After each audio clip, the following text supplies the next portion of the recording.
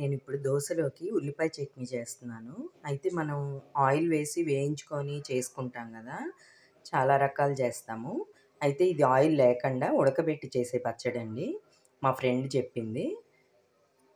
దీనికోసం ఒక పెద్ద ఆనియన్స్ ఒక 3 తీసుకొని ఇలా పెద్ద ముక్కలు కట్ చేసి పెట్టుకున్నాను.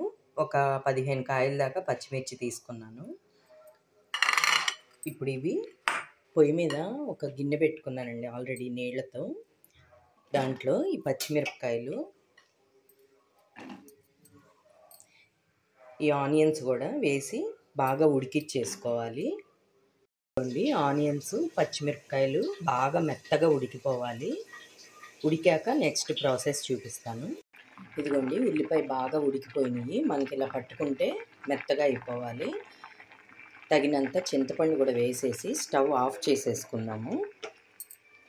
చింతపండు వేసేసి మూత పెట్టేసుకోవాలి. చల్లారాక మిక్సీ వేసుకోవాలి. ఆ ఉల్లిపాయలు పచ్చిమిరపకాయలు చల్లారేలోపు మనం చిన్న ఎండు కొబ్బరి ముక్క తీసుకొని చిన్న ముక్కలుగా కట్ చేసుకొని ఇవి మిక్సీలో వేసుకోవాలండి. పచ్చడికి సరిపోయినంత కల్లుప్పు కూడా వేసేసుకొని ఇవి మెత్తగా రన్ చేసుకోవాలి. ఇలా మెత్తగా పౌడర్ చేసుకోవాలి. మనం పచ్చిమిరపకాయలు వాటితో పాటు రన్ చేస్తే కొబ్బరి నలగదు కదా, అందుకని ముందే ఉప్పు కొబ్బరి రన్ చేసి పెట్టుకోవాలి. కొబ్బరి ఎక్కువ వేయకూడదండి, జస్ట్ ఫ్లేవర్ కోసం ఇంత చిన్న ముక్కలు కట్ చేసుకొని వేసుకోవాలి. ఇప్పుడు పచ్చిమిరపకాయలు ఉల్లిపాయ అన్నీ వేసుకొని రన్ చేసుకున్నాము. ఇదిగోండి, ఉల్లిపాయలు పచ్చిమిరపకాయలు వడబొట్టలోకి వేసేసుకున్నాను నేను.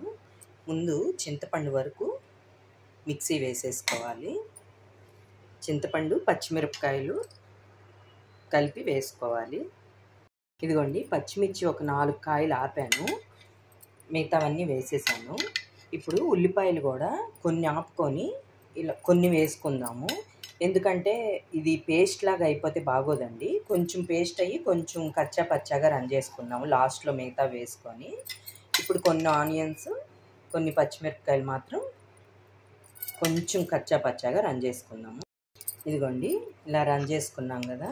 ఇప్పుడు మిగతా పచ్చిమిరపకాయలు ఆనియన్స్ కూడా వేసి కచ్చా పచ్చాగా రన్ చేసుకోండి. ఇలా కచ్చా పచ్చాగా రన్ చేసుకున్నాం కదా, బౌల్లోకి తీసేసి పచ్చడి రెడీ అయిపోయింది. మనం దోశ మెత్తగా వేసుకొని ఈ పచ్చడి వేసుకొని కొంచెం నెయ్యి వేసుకొని తింటే చాలా బాగుంటుందంటండి టేస్ట్.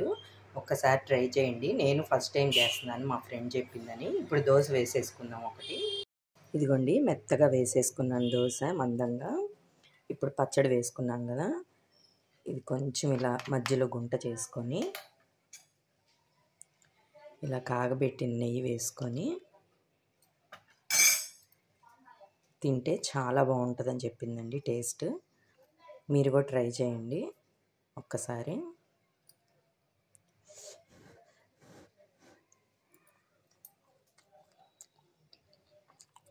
నిజంగా చెప్తున్నానండి, చాలా బాగుంది. టేస్ట్ అయితే సూపర్గా ఉంది. నా వీడియో నచ్చితే లైక్ చేయండి, షేర్ చేయండి, కామెంట్ చేయండి. మీరు కూడా ఒక్కసారి ఇలా పచ్చడి ఆయిల్ లేకుండా ట్రై చేయండి. Okay friends, bye.